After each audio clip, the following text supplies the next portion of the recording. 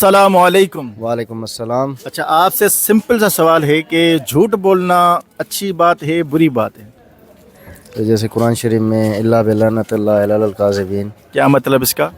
झूठों पर अल्लाह की लानत हो। झूठों पर अल्लाह की लानत, बिल्कुल सही कहा।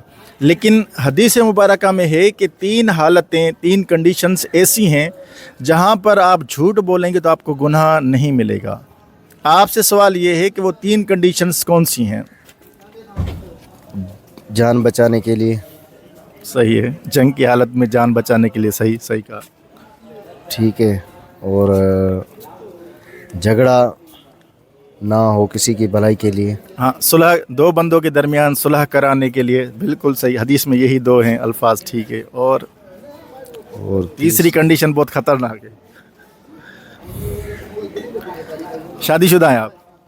अच्छा, वो तलाक रोकने के लिए और बीवी के साथ या कुछ जैसे झगड़ा ना हो। हाँ, अगर किसी की दो बीवियां हैं और वो एक बीवी उससे पूछती है कि तुम मुझसे ज़्यादा प्यार करते हो या पहले वाली से, तो उस कंडीशन में आप अगर कहते हो कि नहीं, मैं तुमसे ज़्यादा प्यार करता हूँ, ताकि झगड़ा ना हो, तो इस झूठ बोलने पे आपको गुनाह नहीं मिलेगा। ये तीन कंडीशन है जिसमें बंदा झूठ बोले तो हदीस के मुताबिक उससे गुनाह नहीं मिलेगा।